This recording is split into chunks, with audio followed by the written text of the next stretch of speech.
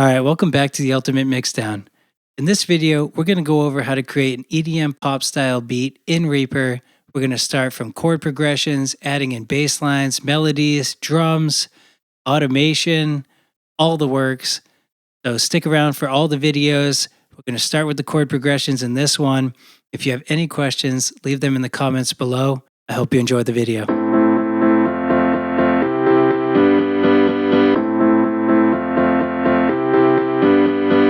So the first thing I'm going to do is create a new track. I'm going to create this one, and for me, when it came to writing a song like this style, I like to start with the chords. The chords are basic, the chords are good foundation, and then I can build from there. I can either add melodies or I can add drums. I know I'm starting with a piano, so I'm going to write piano chords. And the best thing about using electronic music and MIDI is that if you don't like the sound that you're using or the virtual instrument, you can always swap it out. So if I start with a piano, but I decided that I wanted some kind of synth, maybe a pluck synth or something like that, I could easily swap it out, and everything that I've recorded into MIDI or drawn into MIDI is still there. The same notes are going to play, just with a different sound. The first thing you want to do with this track is select an insert, and that's going to be the virtual instrument that you're going to work with. So I'm going to do piano, and I'll select the grand piano by Audiolatry. As of the timing of this video, all of the virtual instruments that I'm using are going to be free, available virtual instruments. And if they're not, when you're watching this video, call it out in the comments below. I'll be sure to try and get you a substitute that's at least of equal value. So I'll add the grand piano. I'm not going to touch any of the dials for now. I just like the way it sounds, nice and clean. And we're not going to hear anything until I select an input. So I'm going to input my Korg. This is my Korg keyboard right in front of me. Okay, and this piano is a little quiet, so I'll bump that up. Now you want to have record arm on if you're going to record it using the keyboard. Now, again, we can also draw these notes in, and I'll show you how to do that in just a sec. So the idea I had in mind was definitely in the 128 BPM range, which is a very typical BPM for house music. If you have this set at 120, like a default project would, just update that to 128. That when you're working with the metronome, it's going to count the clicks. Speaking of metronome, we can turn that on by clicking this button here. So right now it's disabled. If I click it and it highlights, now it's enabled. If I press play, you can hear it. Okay, and that's what I'm going to use to count me in so that I can record. I'll zoom in a little bit so you can see more of the bars. Now you could do a count off. All DAWs have a way of counting you into starting your recording. What I've built a habit of ever since I started was just recording a measure or two or a bar or two. So I'm actually going to start the recording right at bar 1, beat 1, but I'm going to start playing maybe at bar 2 or bar 3, wherever I feel comfortable. And then when you're ready to record, as long as you record armed, you can click the record button or Command R, Control R, and that'll start the recording. I'm going to first play around with some chords. I have an idea in mind, so let's play it a little bit.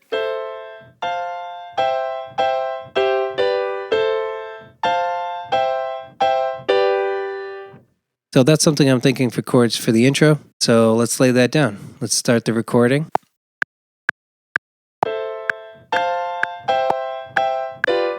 Oh, messed up. Command Z, and then start again.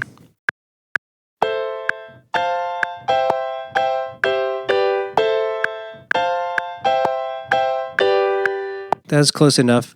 Now another good thing about MIDI is you can actually drag the notes nice and easy in the editor, or you can quantize them to the grid. And if you don't have a MIDI item because you're not playing a piano, you can create one. If you drag in 4 bars, so we'll go from bar 7 through bar 10, and then go to Insert, New MIDI Item. That creates a blank MIDI item. Obviously, it's not going to have any notes because you didn't play any notes or draw any in yet. Then you can double click. You can just add the notes into the different areas using your mouse, and then you can extend those notes by dragging on the sides of them. You can move those notes around by clicking and dragging up and down, or left and right. And then that's how you're going to build your chord progression if you're drawing them in. So for example, we can have a C chord. Start with C. And we'll add another note for E, and then another note for G. So here's a triad for a C chord. Play that. That's how you draw a chord. Okay, so I know that was quick. It's going to take some practice to learn how to do that and to get comfortable with it. All right, so let's go back to our chord progression. So I played this. It wasn't perfect.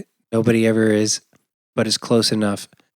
And by close enough, meaning I can set my grid to eighth notes, for example, and then quantize it. So I can select everything, Command A on a Mac, Control A on a PC, and then hit the Q button. Now, if you wanted this to sound more realistic, you wanted something like an intimate song, something like that, then you definitely don't want to quantize it 100% to the grid. But because this is electronic dance kind of style, 100% is A-OK. So I'm just going to click OK because that's the default, 100%. And now these chords are 100% snapped to the grid. So let's take a listen.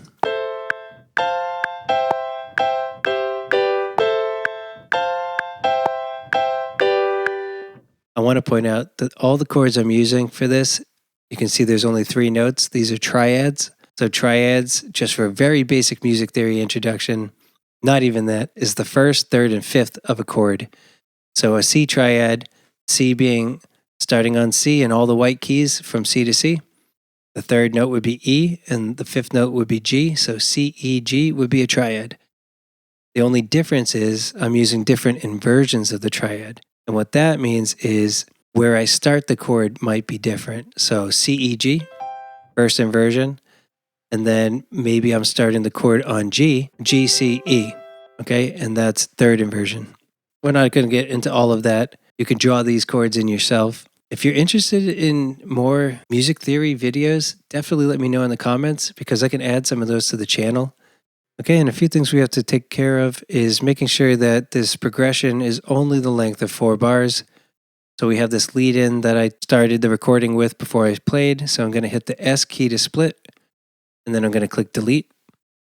And then I also want it to end at bar 6. So let me just scroll in. There's this little tail, and that thing can be a real pain if you don't get rid of, because if I start copying this, it's going to copy that as well. And then this is going to be 4 bars and a little bit extra every time I copy, and it will not map to the grid. It'll sound completely out of time. Let's just drag that back. Now we have our progression.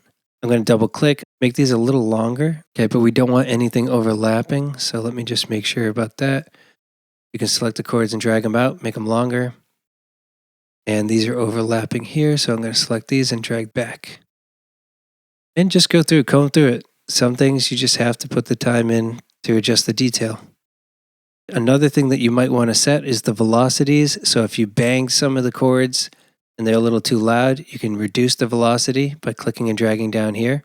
And this is the individual notes. So you actually want to highlight all the notes and then you can drag them up or down. One thing you can do is you can actually draw those velocities in. So if you highlight all of your notes, you can click and drag across the board. And you can see these velocities are reacting to my mouse. I'm just holding the left click button and dragging across, and it's adjusting wherever the mouse goes. With electronic music, you don't really need a lot of variation in the velocity, and velocity being how hard hitting the sound is. So I would select all of these, and maybe I'd drag all the notes up to the top. And then what that does is that evens them all out. So now they're all at the same velocity, and then I'll dial it back down to the velocity that I want them to be at. And now you can see that they're all level at the same velocity. Once you have a chord progression, you can duplicate this as many times as you want in your song, right? And I'm using Command D on a Mac. You could use Control D on a PC. If you want to learn more about key commands, then I'll also put the link of that video in the description below. So if you're coming over from another DAW like Pro Tools or Logic, and you're used to using things a certain way, pressing certain keys, you can actually assign those same key commands in Reaper. Just be sure to check out that video if you're interested in that. I think I want to switch up the way the chords go a little bit, and you're going to run into this when you're working on an arrangement of songs.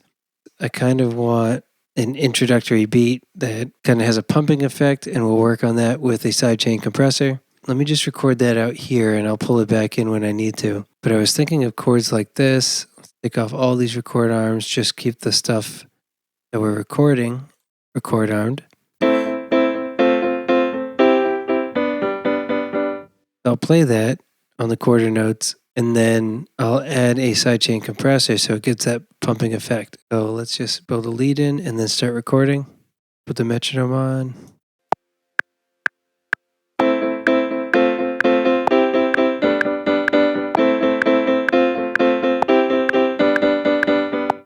Double click, Command A, Q, quantize. Let's just check everything looks good on velocity and notes are snapped to the grid as expected. There's an extra note here. That. Too short here. And that's pretty good. I can highlight all of these notes and drag them out a little bit longer. And let's take a listen. Okay, so they're a little too long. And then I also want to make sure that the velocities are the same. I'm just going to drag it all the way up and down with all the notes selected. Obviously not natural sounding, but this is going to sound good once we add the sidechain compression. Where I would go from here is layering in more sounds, so not just the piano chords playing the chords, but I would have synths playing the chords as well. In fact, let's do that. Let's add a synth. Chords. Just copy these chords over down into the synth chords, and I'll delete the beginning.